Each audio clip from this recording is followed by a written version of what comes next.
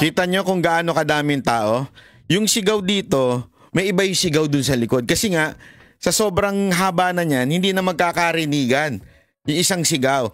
Eh ang ano dyan, kaya ginawang marcha-marcha yan. Kasi doon sa, dapat kasi sa Hachiko yan gagawin. Alam mo sa Hachiko, yung aso na estatwa doon sa Shibuya. Kaya lang, pag inilagay mo yan, wala. Wala. Siguradong magulo. Overflowing doon sa statue. Kaya inilipat sa malapit na park. Tapos yung inilipat sa malapit sa park, bawal naman mag-stay doon kasi maliit din yung park. So sabi, maglakad na lang. Sige, maglakad. Si Banatbay pa naman. Medyo matanda na, masakit na ang mga kalyo-kalyo, mga tuhod-tuhod. Kaya nung lalakad na yan, grabe ho yan.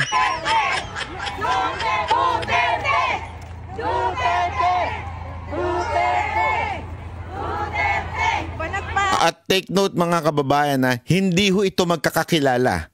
Okay? Yung mga organizer magkakakilala. Pero the rest, talagang kusa lang silang nagpunta. At alam nyo, marami akong pinupuntahan. Kasi dito, mga kababayan, siyempre, ang trabaho ko ho, alam nyo naman, entertainment ako.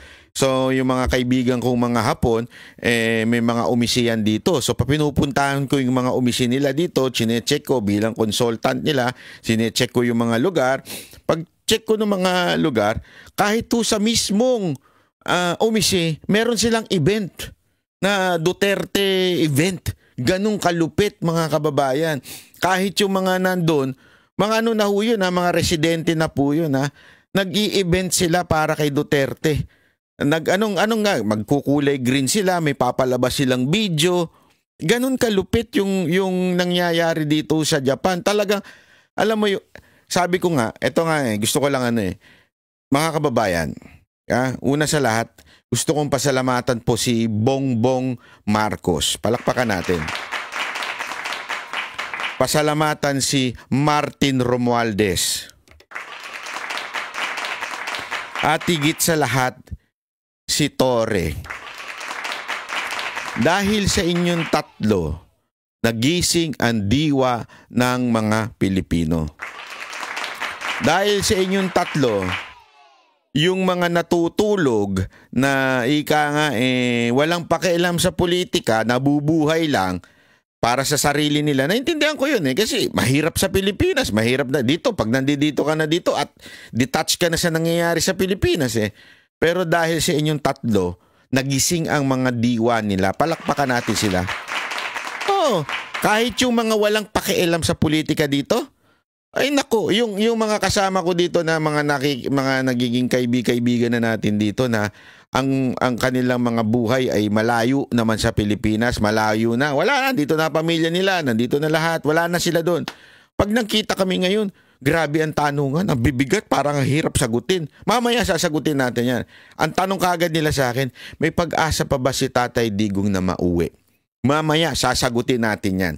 Kasi alam nyo mga kababayan, yan po ang tanong ng bawat isa. Ano nangyari sa Pilipinas? May pag-asa pa ba? Panoorin muna natin to.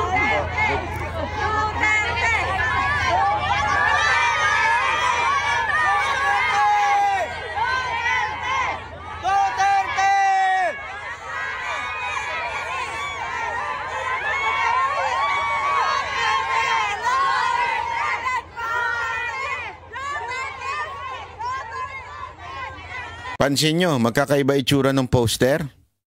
Yung mga tarpaulin. Alam nyo kung bakit? Kasi kanya-kanya yan. Hindi yan yung organizer. Ito bitbitin nyo to. Ito, bitbitin nyo. Hindi, kanya-kanya po silang pagawa. Yung isa nga dyan, nakita ko sulat pa As in, sulat, Japanese ang pagkasulat. At tas tinanong ko sa kanya, ate, anong ibig sabihin yan?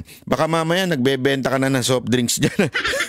And then, sabi ni ate, ibig sabihin nun, pinapaliwanag niya in Japanese para nababasa ng mga Hapon na nakakakita that yung president namin kinidnap at walang kasalanan yun at dapat ibalik sa Pilipinas. Ang galing ni ate, nakalimutan ko lang picturean, ngayon ko lang naalala, dapat pinicturean ko talaga. Kasi nga, bangingi pa ako niyan. Gagigising ko pa lang yan na yan nakagad na pinuntahan natin. Wala pa akong kape niyan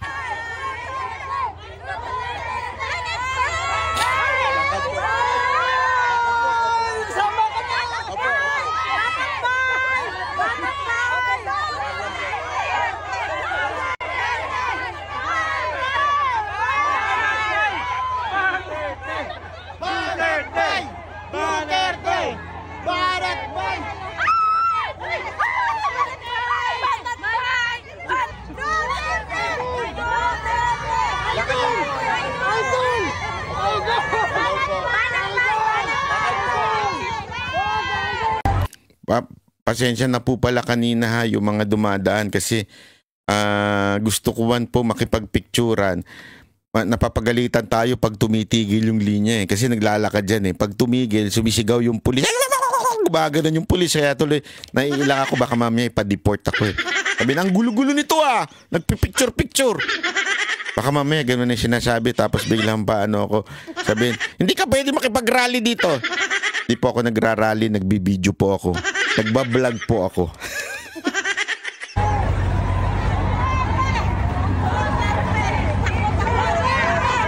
Kita niya tumatakbo kasi nga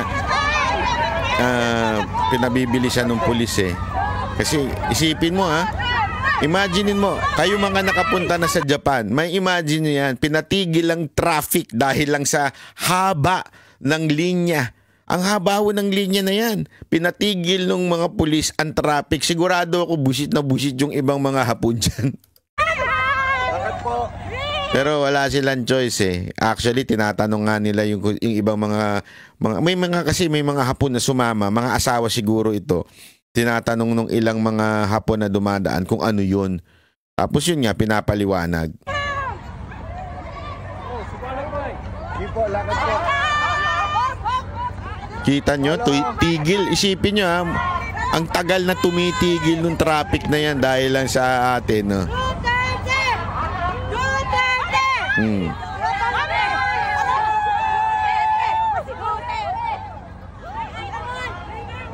Sige po, lakad lang po.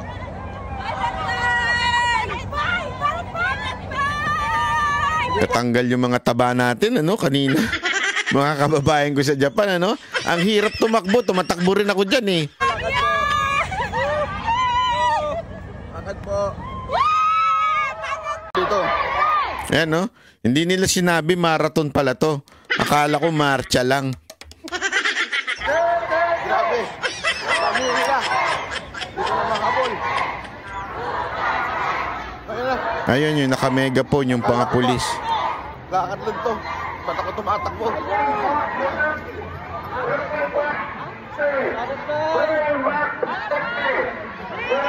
Duterte! Bring back Duterte! Bring back Duterte! Bring back Duterte! Bring back Duterte! Bring back Duterte! Bring back Duterte! Oh, siyempre, ang mga matitigas na mga taga-SMNI, palakpakan natin mga matitigas na taga-SMNI. Mabuhay kayo, sir.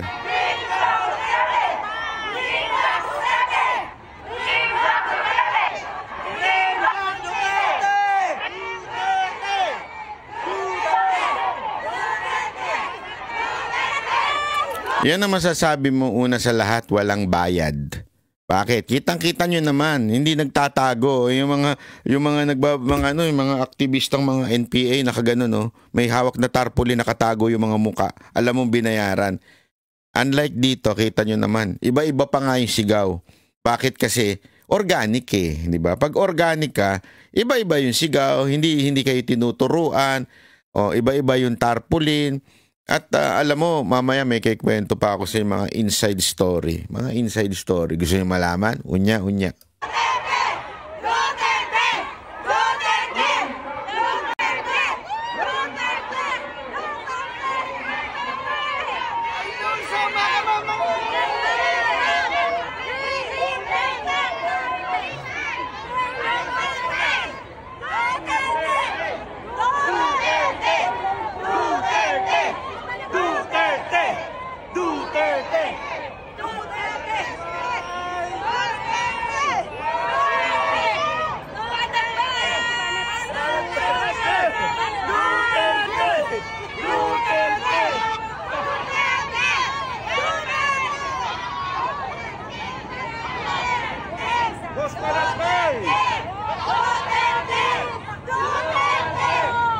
Ito, maganda ito. Yung ending, nasa ibabaw na kami ng bridge.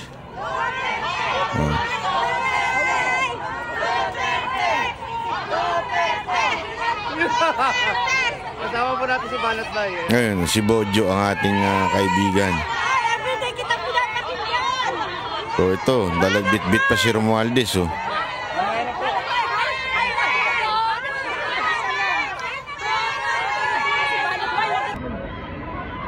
Kita niyo yan, no?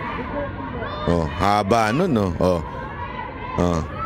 Walang bayad dyan, mga kababayan. Organic. Ay, pag-usapan natin ng bahagya.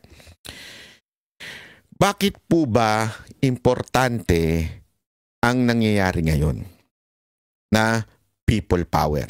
I think, ito talaga, yung people power noon, nung EDSA, walang nag-utos. Nagkaroon ng sama-sama from different walks of life, different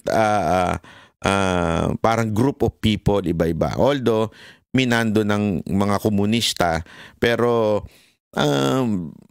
naging ano yun, organic ika nga. But again, the world already changes. Tama ba? Change. Or whatever. Basta ko ano yung tamang English yun na lang. Huwag na kayong maano dyan. The world changed. Hindi pala changes. The world changed. Nagbago ang mundo. At nagbabago pa. Ang tunay na people power ngayon ay wala na sa Pilipinas. O masasabi nating, mas magandang sabihin, hindi lang sa Pilipinas. Worldwide na po. Dito mo makikita na ang bawat Pilipino sa iba't ibang dako ng mundo. Kasi dumami na rin ang OFW ngayon eh. Unlike noong 1986, hindi ganun kadami. Ngayon, doble, triple, o more than that. At marami sa atin nasa ibang bansa na. Kumalat na tayo sa ibang bansa. Ang lahing Pilipino, kumalat na po. Kaya ang tunay na people power ay nasa buong mundo na.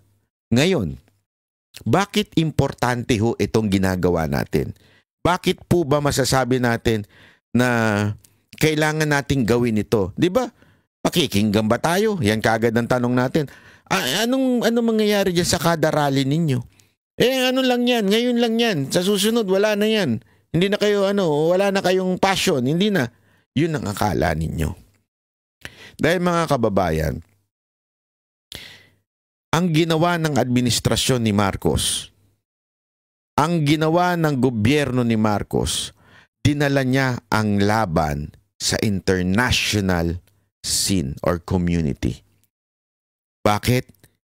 Dahil sa ginawa ng gobyernong ito na puwersahang iligal na binitbit si Pangulong Duterte sa ibang bansa, nagsimula na ang international arena. Nagsimula na labanan internationally. Ibig sabihin the world is watching. Yun ang pagkakamali ng Marcos administration. Akala nila dahil sa pag-alis nila kay Pangulong Duterte, mawawalan na ng suporta ang mga Duterte supporters. Ang hindi nila naisip, lalong nadagdagan. Yung mga natutulog ang damdamin, lalong nag-init. Yung mga ayaw makialam, ngayon nakialam na uli. Yung may ibang iniisip, ang iniisip ngayon si Pangulong Duterte na. Dahil sa mali ninyong ginawa na pagdukot, illegal, binitbit nyo si Pangulong Duterte sa ibang bansa. Nabuhay ang mga Pilipinong hindi nakikialam. Kasi alam naman natin yan eh.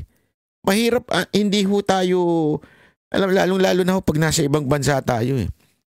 Pero hindi mo ba mapapagkaila, kahit ikaw ay nag-i-Ingles, kahit ikaw ay nagninihongo, kahit ikaw ay nagko-Korean, o Chinese, o whatever language na ginagawa mo, ang puso mo, pagbali-baligtarin mo, ay Pilipino pa rin. Kahit nasa ibang bansa ka, Pilipino ka pa rin.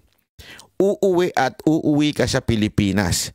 At kahit anong gawin mong pagbabago ng itsura mo, kahit mukha ka ng Chicano, ang tingin pa rin ng ibang lahi, ikaw ay Pilipino. At dahil doon, apektado ka sa nangyayari sa bansa mo. Yun ang katotohanan.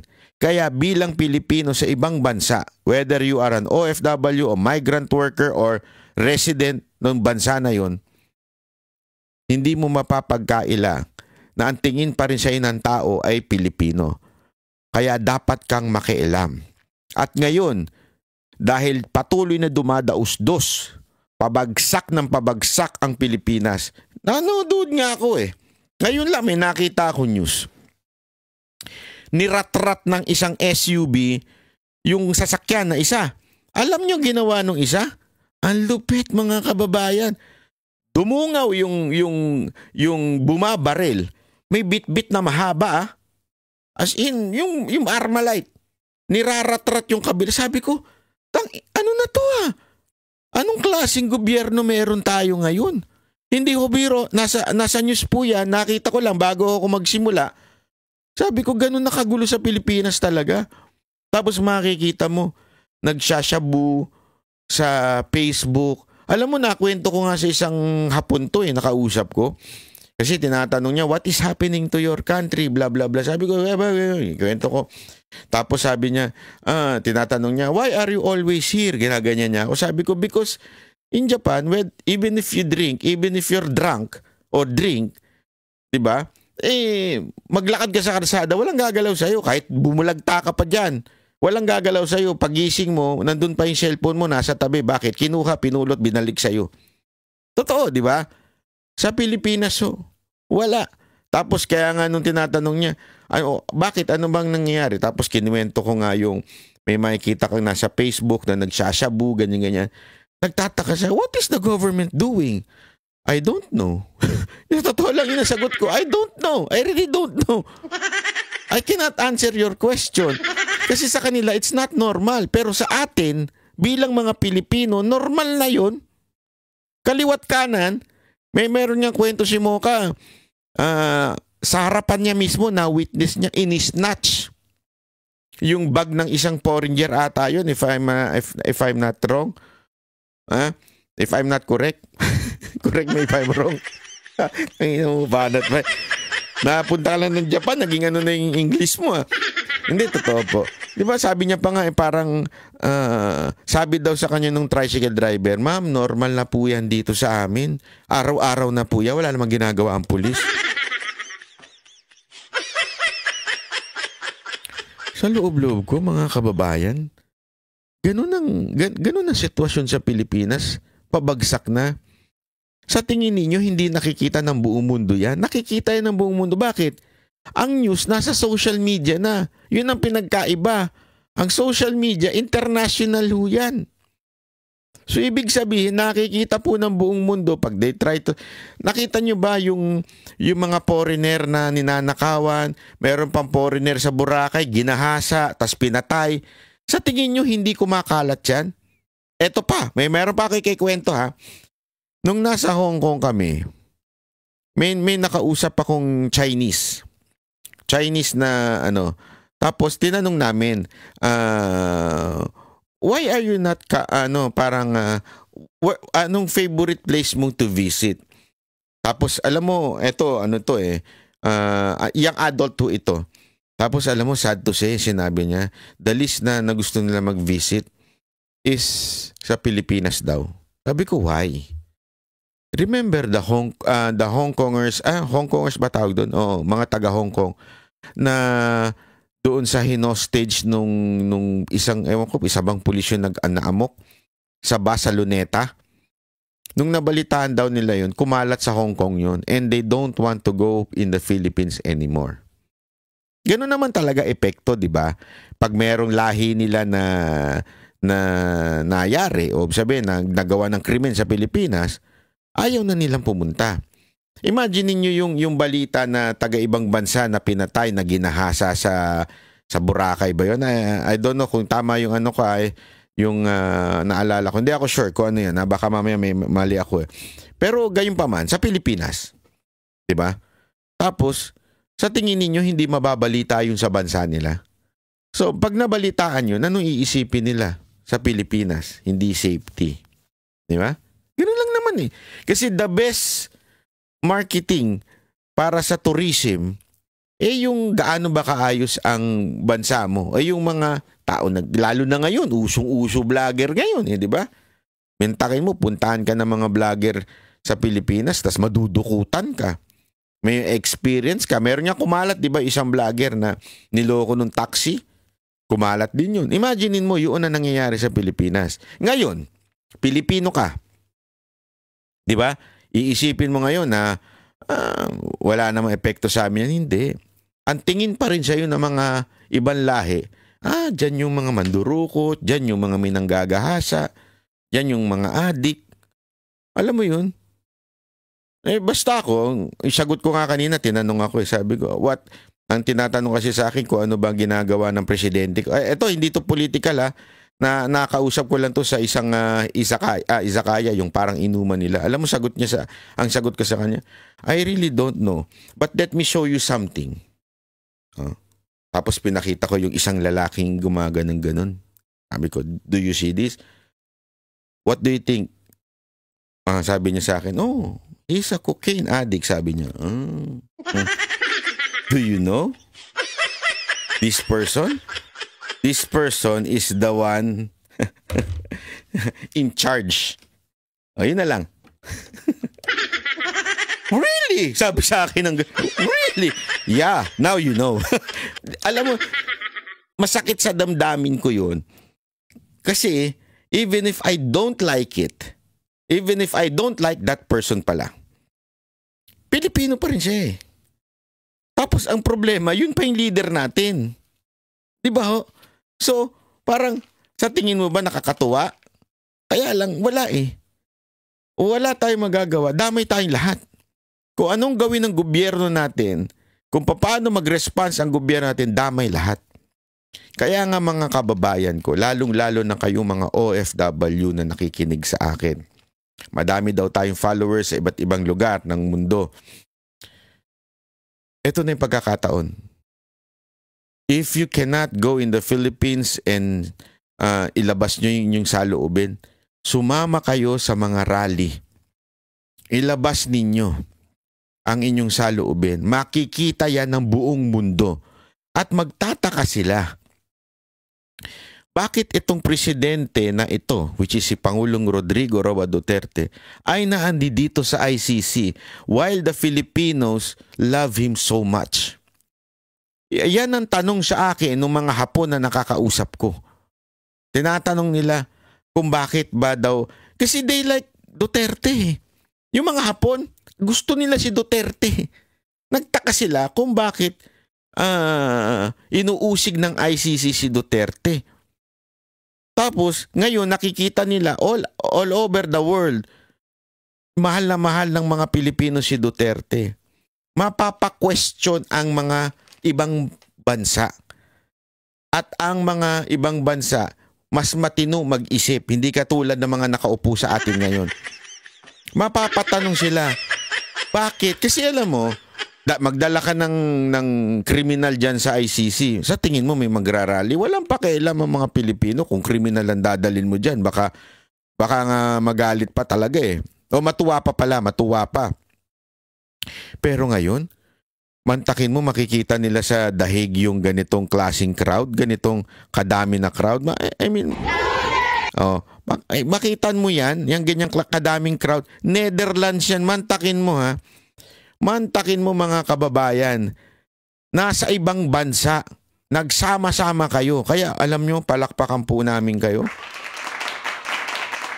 Yan ha. Ang dami ho niyan. Balita ko nga, nandyan pa si BP Sara Duterte at nagsalita po. So, maniwala ho kayo, grabe ho yung mga ginagawa ninyong mga ganyan. Nakakatuwa ho yan. At alam nyo, dahil dyan, posible ho.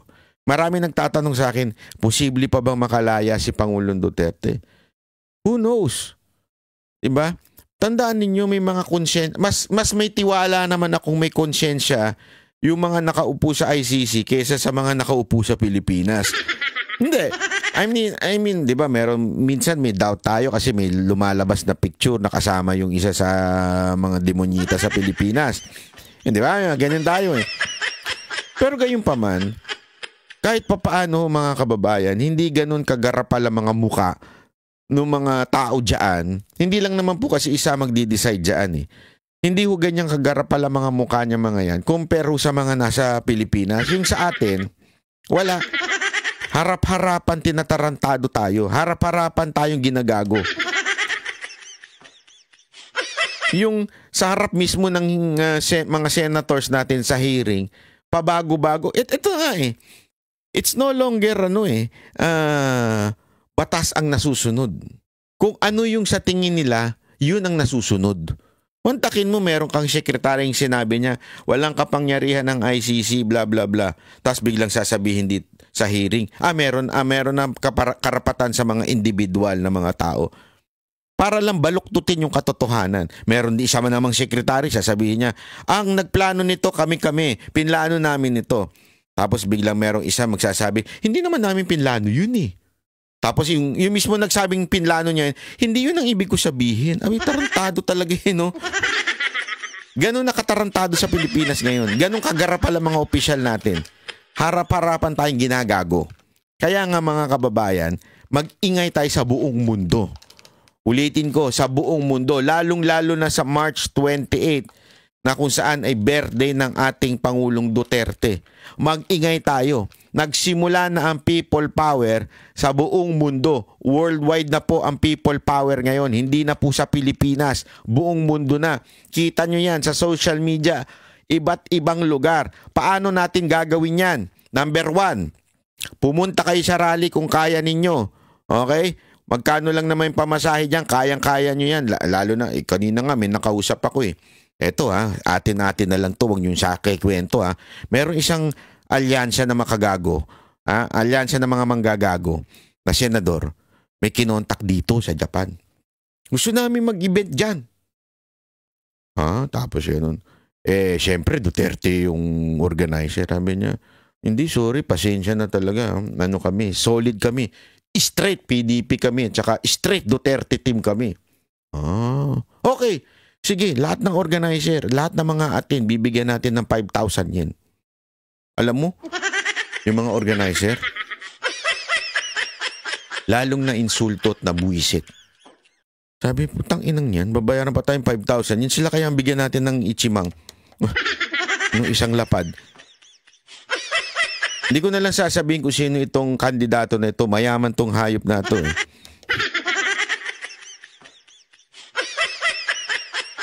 Hindi ko sasabihin. Wala akong kalayaan magsabi. Kasi hindi ko pinaalam. Nechichismis ko. Basta, ganun katindi ang mga kababayan natin. Kasi dito, pagka nagpunta yung mga yan, babatuin yan dito eh. Maniwala kayo sa akin. Yun nga lang artista na nagsabi ng deserve, hindi makatungtong dito eh. Hindi makatungtong. Ngayon, dati nakakatungtong siya dito, pero dahil sa deserve niya, hindi makatungtong dito. Yan ang tinatawag nating people power. Diba? Dahil totoo naman po yan. Ayan ay protektado ng ating konstitusyon. Article 2 yun. Nakalimutan ko na kung saan article yun. Diba? Yung the power emanates from the people. Dapat naman talaga eh. Kaya dapat magtipon-tipon tayo. Yan ang una nating gawin. Magtipon-tipon tayo. Magkanya-kanya na ho tayo ng print, ng tarpaulin, sticker, sombrero. Ako, katulad ko, may sombrero kaming ginagawa. Kaming mga banateros, tsaka sticker. Kanya-kanya na ho tayo kasi tayo naman yung nakakaluwag, lalo na pag nasa ibang bansa kayo. Pangatlo, pag may nakita kayo sa social media, matik yan, share nyo na kaagad. Sa lahat po. Basta, nandali siguraduhin nyo munang legit yun. Kasi makikita nyo naman yan eh. Ang mga nagpo-post, kunwari, Japan event, ang magpo-post yung mga nandun talaga sa Japan. Di ba? Huwag kayo maniniwala dun sa mga, tignan nyo yung account. Okay? Pag nakita ninyo, may share siyang video, tignan nyo yung account. Nandun ba talaga siya? Kung wala naman siya dun, ay gago siya. Ganon, di ba? Kaya nga, better na instead of i-upload nyo sa sarili ninyo, mabuti yung isi-share ninyo doon sa pinanggalingan talagang source para makita ho ng buong mundo. At magimbal ho kasi kanina ho trending ho sa Netherlands daw yung Duterte. Trending daw talaga. Grabe, sabi ko mantakin mo ganun kadami ang tao. Hindi biro yun mga kababayan. Yung tao kanina sobrang humanga ako. Nagulat ako Hindi biro yan yung ganyang kadaming tao. Hindi biro yan, Diba? Ang dami po niyan. Ayan, Ang lupit po niyan, Talagang kanya-kanya po yan, Diyan yung kadami, At organic yan. Hindi yan inorganize. Yung bagang pinag-usapan, pupunta tayo ha, ganito. Hindi. Organic. Kahit kanina eh. May mga nakita akong mga kaibigan ko na wala namang kinalaman sa organization ng mga organizer o sa mga organizer dito. Pero nandito, nagpunta sila sa event. Kasi nga po, they really support Duterte. At kung kayo ay nasaktan doon sa ginawang pambababoy sa ating Pangulong Duterte, pumunta kayo. You know why? Pag hindi na ibalik si Pangulong Duterte, malaking mangyayari. Ganito kasi ang gusto nila. Kikwento ko lang para sa kaalaman natin ano ba nangyayari. Bakit ginaganyan nila mga Duterte? Kasi ganito po ang gustong mangyari ng gobyernong ito. From the very start, pinagplanuhan na ho nila na lahat ng impluensya ng mga Duterte kailangan ma-eradicate. Kailangan mawala. Kaya nga kung papansinin ninyo, tinarget nila ang unang-una sa lahat yung lehitimong news na sumusuporta kay Pangulong Duterte, ang SMNI. Simula pa lang, yan ang kagad ang tinarget nila. Marami sa atin ang medyo nag-doubt na bakit kaya tatargetin? Baka naman talaga may kasalanan si Pastor. Diba? Ganyan kagad ang inaano natin eh. Ayaw natin maniwala. Tinarget si Pastor. Tandaan ninyo ha, yung mga kaso ngayon ni Pastor ay dati nang na-dismiss. Binuhay na lang uli. Pansinin nyo yun ha, binuhay na lang uli. Tapos dinagdagan ng mga iba pang issue na non-bailable para ma-hold si Pastor. Pansinin nyo, nung na-hold si Pastor, ano unang-unang ginawa ng gobyernong ito? Dinaan siya sa AMLAC. Finreeze ang kanyang account. Lahat ng account. Ang akala nila, pera ni Pastor yun. Hindi pera ni Pastor yun. Pera ng buong iglesia nila yun. Buong church nila yun. Pero finreeze yung mga eroplano, mga helicopter. Kasi nga, alam nila gagamitin yan ng mga Duterte in the next election. Now, dumating ang 2025. Alam na dapat susuporta siyempre kung nandiyan pa si Pastor. Ang hindi nila alam, sabi nga nila mga taga KOJC, ang KOJC, they were trained na even if wala si Pastor, gagalaw at gagalaw. Ibig sabihin, kayang makagalaw ng maayos. Kaya ngayon, nakikita ninyo, dami nilang ginagawang event. Ganun po ang mga taga KOJC. After that, ano ginawa?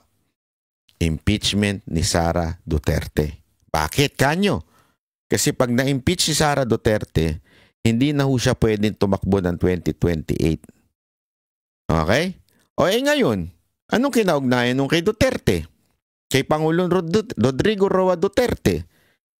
Ngayon po kasi campaign season. Alam naman natin ang Duterte magic. Pag si Pangulong Duterte pumunta ng event, tulad nung nangyari sa Hong Kong, ay grabe ho, maniwala ho kayo sa akin, nandun po kami sa Hong Kong, wapak talaga. As in, kahit yung mga Hong Kong police na taranta rin sa dami ng tao, ganun po talaga kalakas. At kahit po sa mga ibang lugar, ito naman, observation ko po to. Pag nung sa Pilipinas, pag nandun si Pangulong Duterte, talaga nagtatagal ang tao hanggang ending. Ngayon, pagka wala siya, medyo siyempre inaantay lang yung mga senador magsalita, tapos medyo umuwi-uwi na. Pero pag si Duterte nandun, hanggang dulo talaga nag-aantay ang mga tao. Iba talaga si Pangulong Duterte compared mo sa kahit sino mang politiko. Kaya, agad-agad silang nagdesisyon na dukutin at padala sa dahig ito si Pangulong Duterte. Imaginein mo campaign season. At napag-alaman natin sa hearing na hindi naman requirement na hindi dapat pag dumaan sa korte. Kita mo yung ini-interview ni Amy Marcos na magaling sa international law. Kahit siya nagtaka Kahit siya sinabi niya, illegal na nangyari. O hindi dumaan sa due process. Diba po? So, ibig sabihin ng mga kababayan, the purpose is really, hindi yung illegal pa ba itong gagawin ng gobyerno. Hindi na nila tinanong sa sarili nila Basta importante sa kanila, maalis natin si Duterte. Tsaka na lang yung question later. Yan yung Torre theory. Alam niyo yung Torre theory? Yung lagi niya sinasabi, hindi, magreklamo na lang kayo sa korte. Basta huli namin kayo, magreklamo na lang kayo sa korte. Alam niya kasing matagal pa pag sa korte. O, di ba? Ganon yung ginawa niya sa KOJC, kila Pastor. Magreklamo na lang kayo sa korte, bahala kayo, basta huli namin kayo. Ngayon, ganon din ang in-apply niya kay Duterte. Huli namin yan, papadala namin doon, bahala na kayo. Magreklamo kayo sa dahig. Alam niyang which is harder. Even if gumawa siya ng illegal, it will take time bago magdesisyon ng Supreme Court, bago magdesisyon ng Korte, bago magdesisyon ng dahig, aabutin pa na September. Alam niya yan. Alam ng gobyerno natin yan. Kaya dinala doon si Pangulong Duterte, the purpose is para matalo ang mga senador natin. Bakit? Pag natalo ang mga senador natin, mai-impeach si BP Sara Duterte. Pag na-impeach si Sara Duterte, goodbye Philippines na. Yun ang katotohanan. Bakit? Magpapalitan na lang yan. Marcos Romualdez, Marcos Romualdez, Marcos Romualdez. Ganyan na mangyayari sa Pilipinas. Tulad na naman nung kanyang ama na umabot ng 20 years plus. Gusto nyo ba yan? Unless gusto nyo yan, wag na kayo umattend ng rally. Unless gusto nyo yan, wag na kayo mag-ingay. Kung gusto ninyo, 20 years ang mga Marcos at Romualdez, doon lang kayo sa bahay nyo. Stay put. Diba? Pero kung ayaw ninyo yan, mga kababayan, it's time for you to do something about it. At yung pag-iingay natin, maririnig yan. Mariringin. Lalo na nakakabingi yan eh. Sabi ko sa inyo, yung mga nasa gobyerno ngayon, umiikot ang tumbong yan. Akala ninyo yung pa-relax-relax sila, pa-party-party lang. Mga praning yan eh. Pag nakita nila yan, paano na yan? It's all over the world. O talagang they're Duterte, they're shouting Duterte na.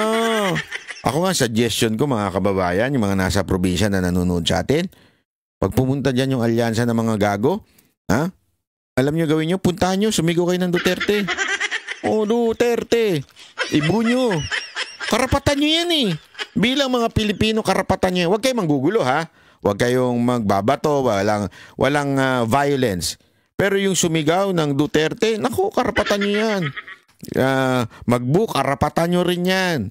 Protektado kayo ng hindi kayo nanggugulo eh. Binibigay nyo lang yung saloobin nyo. Pero kunin nyo muna yung binibigay nila, ayuda. Ha? Sayang yun, pangkain eh. Chicha din yun, di ba? Tapos, pagkakuha na ninyo, sigaw na kayo ng Duterte. Duterte, habang kinuha niya, di ba, pagkuha niyo ayuda, pagbigay siya ng ayuda. Duterte, wala na sila magagawa doon. Nakuha mo na ayuda eh, di ba?